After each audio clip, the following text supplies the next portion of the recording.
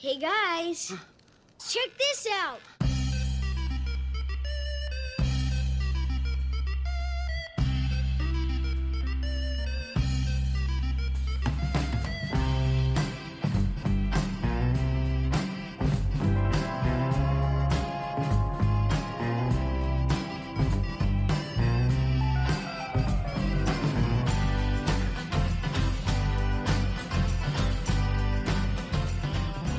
Hello and welcome to Check This Out, a podcast where we take an analytical view of the media that appeals to us as individuals and why. I am Al, your host, and with me today is special guest and enemy of the show, Red. If you would, please introduce yourself and tell us a bit about yourself. I didn't realize we were going to be competitive, but that sounds good. Well, I mean, you're basically assigning me homework, so... I guess that is fair. Yeah, no. I will take this. I will take this role of villain with glee. Yeah, I'm Red Nightmare. I do a few tiny things on the internet. I stream once in a while. I play video games, but I also play board games. And that's one of the things I'll be talking about today. Which I suppose then leads us into the next little bit, that you're bringing something to the table that you enjoy and are passionate about. Yes. Could you talk a little bit about it in your own words? Yes. What I'd like to talk about is the legacy board game Gloomhaven, which is a frankly massive legacy game in which you play the players play a group of mercenaries finding fortune out in the ass end of nowhere in an original fantasy setting. And there's a lot to it, but fundamentally, during a scenario, players have abilities defined by a hand of cards that allow vastly different kinds of characters, vastly different kinds of play styles, depending on what class you're playing. And as you play through scenarios, there's a whole host of elements that get unlocked, a story that progresses with narrative branches and everything, and it is a lot, but it is also a lot of fun. I've seen little bits about it, and the biggest issue I've seen is that it takes a lot of prep work for the physical game. Yes, it is. There's a lot of moving parts, setting up, looking up certain parts, depending on what specific scenario you're doing. Honestly, that I find that personally quite pleasant. It's almost like a sort of ritualistic process where I just take 50 minutes to set everything up and look up the parts I need. Yeah, it's like Mousetrap. Kind of, yes. If Mousetrap allow you to kick the shins out from under the trap itself, I guess. Or maneuver part of the trap into another part of the trap. I mean, I haven't looked at the advanced rules in a while, but it sounds right. I wouldn't be surprised. God, Mousetrap is a legacy game. Just every week you just add another piece. Yeah, very slowly. Cool. So I have my prepared list of questions that are designed to delve a little bit deeper into that enjoyment of yours, if that's all right. Yeah, sounds good. So, question 1. Imagine I was someone who has been recently awoken from a coma, or resurrected from being frozen in ice, or even an inanimate object gifted knowledge of modern times and sentience. Essentially, I know what media is, but I have never personally experienced any. How would you explain Gloomhaven without comparing it to something that I wouldn't know? Oh, wow. So, what I would describe it as is taking on a role in a group of adventurers. I'm hoping that's a term I am allowed to use in this description. Yeah. Or mercenaries, probably. Adventurers for hire, more likely. And trying to basically playing through a storyline, unlocking all manner of elements, discovering new elements, new storylines, new jobs, even entirely new characters to play as you spend a good time with friends, basically. And a lot of elements of both expanding the character, but also discovering things about the character mechanically at least, as you play it. So it's exactly like D&D that I've heard of. Not exactly. There's a lot less acting in it, but there is a lot more more character. Not character is not the right word I'm looking for. More mechanics, more elements of using less acting, more of the play element. But there are some semblances to Dungeons and Dragons, absolutely. And you just act these out. There's nothing in your hands or anything like that. Oh, there's a lot of things in your hands. So to break it down, try and not overwhelm you all at once. Each character, or each class, I should say more specifically, is built up out of a hand of cards, on which there are two abilities, one top ability and one bottom ability. The card is bisected in the middle. And at the start of each play round, you choose two of those cards, placing them face down on the table. And when it comes to your turn, you play the top ability of one card and the bottom ability of another card, in any order you like. But when you are placing these cards, you both can't communicate with your other players exactly what you're doing. You can be vague. And you won't know exactly what the enemies will be doing, or in what order, because on the line that bisects the two abilities, there's also a number that defines when in the order you go. Lower numbers go earlier in the initiative order, and higher numbers go later in the turn. And there's this very fun best laid plans of mice and men where you have a plan, but it doesn't come exactly correctly because the person you were hoping would go after you is going in front of you, so you need to adjust a little bit. And it's a lot of fun how much different kinds of characters can be crammed in such a relatively simple mechanic of just playing cards from your hand. Cool. So, question 2. Hypothetically, our positions are reversed, and I'm guesting on your immensely popular and award-winning podcast. Mm-hmm. I've just answered the previous question with your response verbatim. What stood out the most to you? To me, it would be the elements of the cards specifically, the top action, bottom action. Like I'd be definitely interested in hearing more about what those, more examples of those cards and how that exactly works in game. That would be the part that jumps out to me. Fair. Question 3. We can tell that this is a subject that you do in fact care about, but what got you to give it a chance in the first place? So, I used to, we used to have here in the city one of the board game shops organized a weekly Dungeons and Dragons sessions in a separate location, where just people with Dungeon Master or play games were just once or twice off, semi-public, I guess. But a few people I met there, one of them had bought the board game Gloomhaven at one point and invited a few of us to play that. And I was just impressed with how massive this box was and how many pieces there were in there. And having played a few sessions, I actually really like the idea of how this really, like, you were part of playing a character as part of a team, which is one of the elements I really like about Dungeons and Dragons. But you could really focus in on just the mechanics at that point, the acting, and also needing a player who plays the opposition was not necessary. And I really liked what I saw and what the story bits of it were starting to imply. So that honestly ultimately led me to getting my own copy and starting my own group.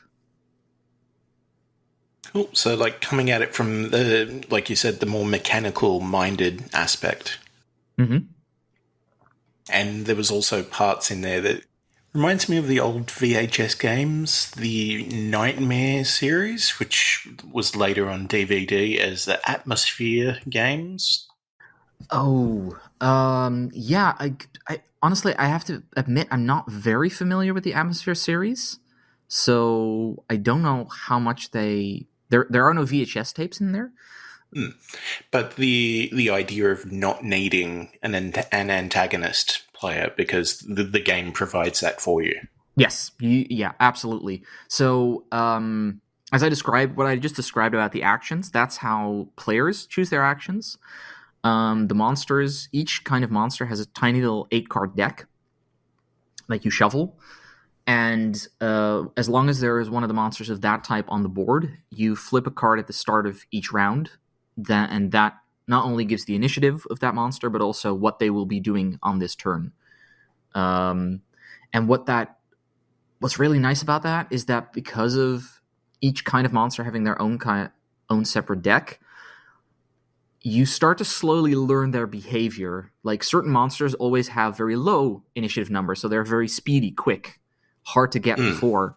But they might move a lot, but not attack as much, or they might not mostly attack at range. And there's some monsters that like spawn newer versions of themselves, which is always a heck of a thing when that starts getting out of hand. So it's that it. I like how it still gives you these very distinct different enemies from scenario to scenario without needing to have any DM to control them. Yeah. And like with the Atmosphere, it's like the tape is running and the events are playing out as you're playing the game. So you have to try and react at the moment. Or I guess in a different legacy game that I have played, the Pandemic series, Mm-hmm. you draw a card and the events just start happening without like a DM running the game, but for you, basically. Yep. Yeah, I think that's very similar to that. In this case, then the cards define what the monsters do, and there's some general rules about who they will be targeting in the group based on positioning and initiative. But it's really just the cards that you're flipping that are showing you how much in trouble you might be or not. Or sometimes just like it's exactly what you wanted to happen. Yeah. I mean, a bit of a pun, but it does feel like it has that bit of a legacy behind it. Yes, I believe that the designer Isaac Childress took a lot of different elements, definitely from legacy games, absolutely, but also I think from dungeon crawlers, definitely elements from Euro games as well, and it's very. It feels like it's a culmination of a lot of lessons that have been learned throughout board game design, all brought together into one big package with its own flaws as well. I'm not going to gloss over those. Which then provides lessons for someone to look at this game and go, I've got an idea, and then go on to make their own, I imagine, super successful series. Yes, I hope that this again becomes a stepping stone for something even greater. That's always the hope with media, I think. Yeah, it's on the shoulders of giants. Yep. Question 4. For some people, a sense of community and like-mindedness are integral to their enjoyment of something. To your knowledge, is there a community around Gloomhaven that you're aware of? And if so, what are they like? Yes. I don't interact with them that much in the sense of not directly. I read a lot of sometimes posts or I actually tell a lie. I'll get to that in a moment. Naughty.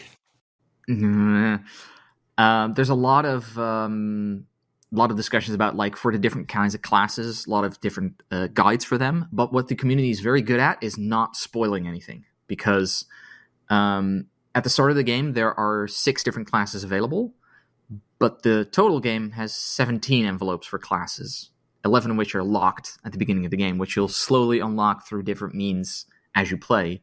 But they all have a different icon on the envelope to indicate which one you need to open. So every icon has gotten its own nickname so that people can discuss the like kind of signal to people like, hey, this is the one we're talking about. If you haven't opened it yet, stop reading here. So and that's been incredibly consistent throughout the community. I've been impressed how practically nobody nobody breaks that rule of like not talking about it, not spoiling anything, giving people the opportunity to play it for themselves. And what the community also has, aside from just discussions on which characters or which cards on in certain classes are good, worth your time, they also make a lot of custom content themselves because the designers have basically put a Creative Commons license. I think it's a share alike non-commercial license, which allows people to make their own custom content and share it online for the game. And there's been a lot of impressive scenarios for that.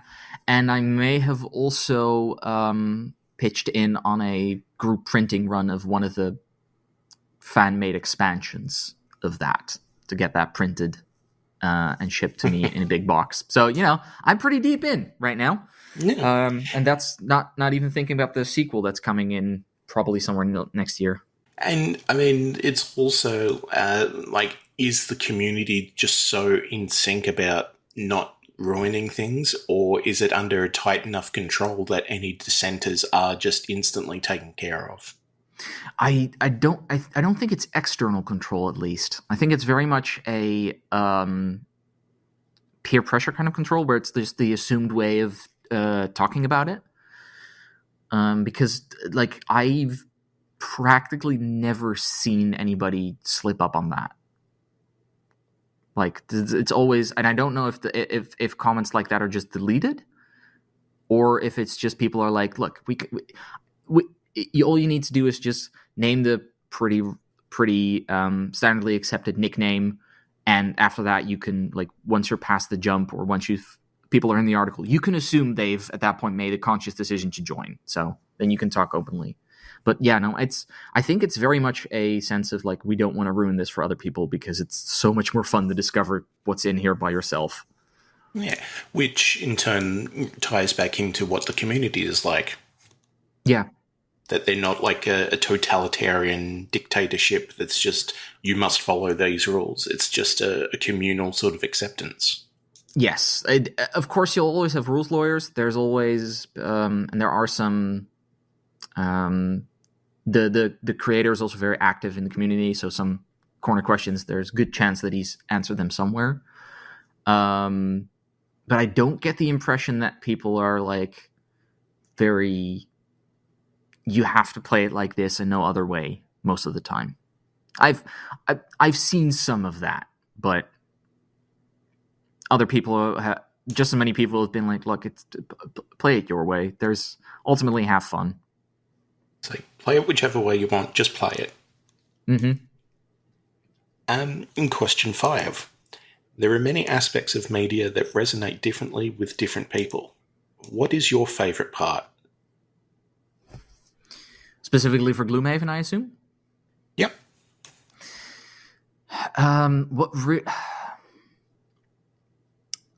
What I really like about Gloomhaven is that to steal a quote, I guess, I admire its perfection, or I admire its elegance. I'm so impressed with how well the different parts of it all interlock together in the very tiny little clever ways. How certain elements that are ultimately like once you're dug in a little bit, once you've got the basics down, it's pretty easy to wrap your head around, and then you start realizing how much space within those limits there is to think up completely crazy kinds of characters or scenarios. And it's one of my favorite things about that. And it's also the idea of like the discovering, the not knowing, the like slowly exploring something where you start with one little scenario, and at this point in the game we have like we've branched paths in several directions and have like, I think 6 or 7 scenarios open before us, depending on what we feel like chasing after at this point. Cool. So question 6. Following on from the previous question, what do you think would appeal most to the general public? It's a little bit tricky because I'm never quite sure how in tune I am with the general public. God, I feel that.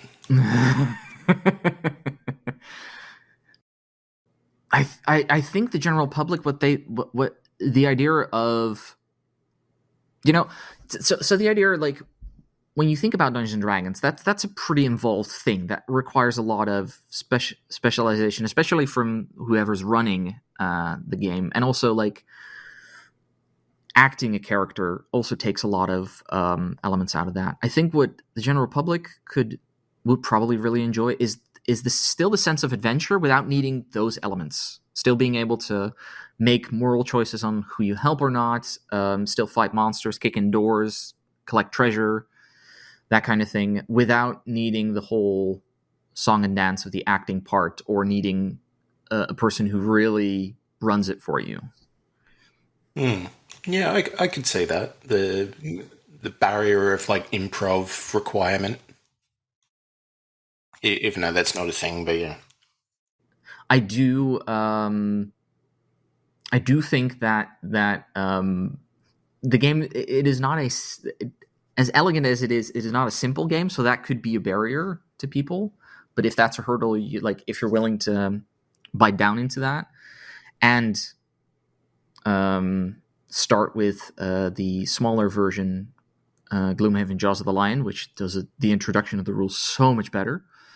I think people could really dig this as a bit of an adventuring, fun time with the family, friends once every few weeks.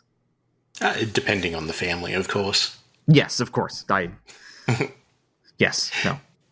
Thanksgiving has just passed, and yes, absolutely, that is a thing for people. Yeah. I mean, not here, but still. Yeah, not here either, but... Question 7. Say that I do end up enjoying this because of your excellent recommendation. What would be your number one follow-up? Doesn't necessarily have to be a sequel or anything, but where would I turn to if I wanted more of the same? Gee, if you could tell me that, if anybody could tell me the answer to that question, that would be great.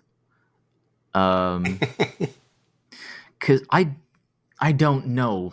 I haven't really played many other like legacy games like this. This might actually be my first legacy game. And especially if you like the kicking in the door dungeon style play, the game is massive. So by the time you're finished, hopefully something new has come out to fill that up. I mean, I guess the sequel. But yeah. Maybe I'm actually gonna throw you for a loop and actually turn this question around, and actually, instead of talking what I recommend like afterwards, what I recommend before.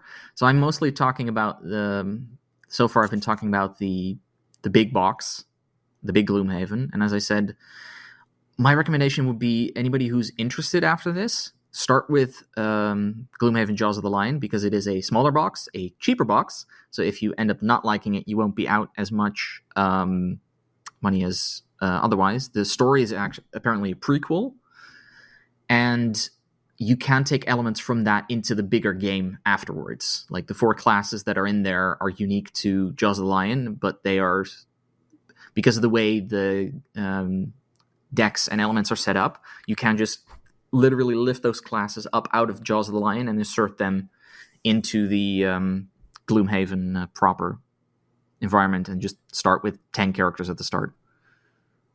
Yeah, and like, could you consider this a gateway into the tabletop RPGs, like a Dungeons and Dragons or similar? Yes, I think if you'd like to, at that point, you'd like to do more of like playing that character, and maybe even like having more freedom of choices, then yeah, I could definitely see that being the next step, looking more into RPGs proper. Yeah. Question 8. Sometimes our engagement with a piece of media comes from a position of relativity. So did you have a character or class that you related to? And if so, what drew you to them? So, not exactly on a personal. Well, I'm currently on my third character in the campaign because characters swap in and out as one of the mechanics. But the first two, in both cases, I've played tanky characters, like the person who is the toughest to take down and stands in the front and mostly is there to take the beating for the rest behind them to do their thing.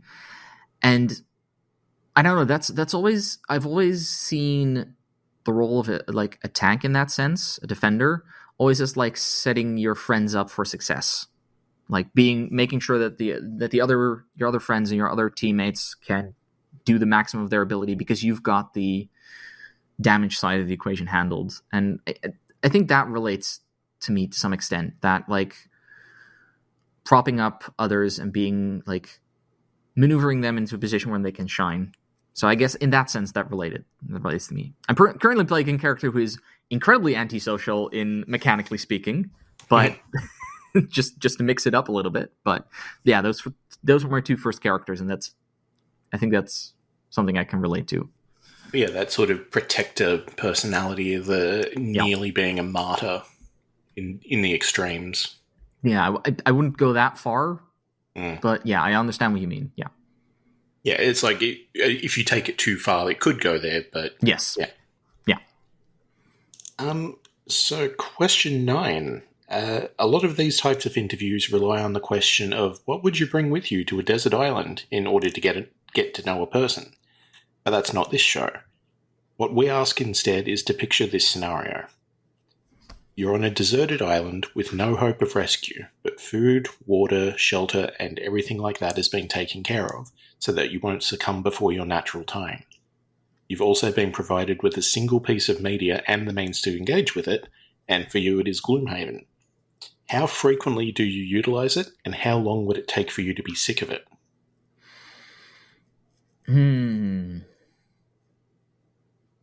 Knowing me, I'd probably play every evening at that point because on a deserted island, I assume I have nothing else to do. Well, no, I probably space myself out because at some point I'm going to have played all the scenarios. And in that sense, I'm guessing a month or 4 or 5. Because at that point I'll probably played every scenario once or twice. Because there's 95 in the main game. So at least you get a sense of the longevity of it if nothing ever changes. Yeah, I think so. I think it's mostly because it's a legacy game. It's very much a one playthrough kind of game, but you can basically at some point just start looking at the other branches and stuff. And if I was on a deserted island, I'd probably end up doing that. Yeah. And yeah, I'm glad it's Gloomhaven because I can actually play that by myself. Yeah. And not like oh man, D&D. Oh. It's just I can look at the books, I guess. I probably just get a bunch of coconuts, put them in the circle, and pretend to DM for them. Honestly, in that case. God, it's going to be bad when they start talking back. What do you mean? They don't do that already? We should have some words after this. But that is all the questions that I had, so thank you for indulging me. You're welcome. And hopefully that's given people a little bit of a deeper insight into your perspective. Mm-hmm. Now, before I ruin the show by talking myself, it's time for everyone's favourite part, a word from the sponsors. Thank you, sponsors. Really, you are the wind beneath our wings. Now, I have a follow-up review from last episode's enemy of the show and self-proclaimed little birthday boy, The Flock, and its recommendation of Oxenfree. Is this something that you're familiar with? I have it in my Steam library. I've seen a few things of it, and I'm hoping to get round to it at some point. Again, enough. As I said at the start, there is so much media. There is so much media. There's so much media. So I did play it. I could see that there is a very in-depth story to it, but I was very much struggling to get into it, like having it hook me. There were a couple of little elements early on that's just like, okay, yeah, this is... I'm not only seeing where it's going, but I also don't know where it's going. So I do have that drive to find out. But a lot of the pacing really kept it from being too engaging. Mm-hmm. So you felt like getting to the good bit, please. Yeah, it's I know that you're walking around and it's taking longer because there is a scripted conversation that has to happen, or at least that's kind of coded in. But it's just yeah, come on, you used to be able to run 3 minutes ago. Come on. Yeah, and yeah, you don't want that feeling in a narrative game where you're just going, yeah, come on, skip ahead, go, go, go. Yeah, if you've reached the point where you want to skip the conversations, that's usually where the story has lost you. Yeah. And, I mean, I think there's enough to it that I might go back to it at some point, but I don't see that happening for the next little while at least. Mm-hmm. Not because of just there's so much media, but more it's just it does need to work a little bit harder to grab me in. And personally, I'm not a fan of jump scares, and there already were a couple in the parts that I got up to, and I'm like, I'm good for now. I think I charitably give it at this moment a 2 out of 5, and yeah. Yeah, that makes sense. So, before we wrap up the final ever episode of Check This Out for this recording session, and 12th time that I've made this joke, could you please tell the audience where they might find you online and if you have anything to advertise? So yeah, you can find me over on both Twitter and Twitch, Ret Nightmare 7. I use the 7 because another Ret Nightmare got there before me. Yeah, and I stream every Saturday, 5 to 7 Central European time. I want to say GMT +2, but that always changes depending on at what point you listen to this podcast. So, yeah, that's ultimately the only thing I have currently going on right now.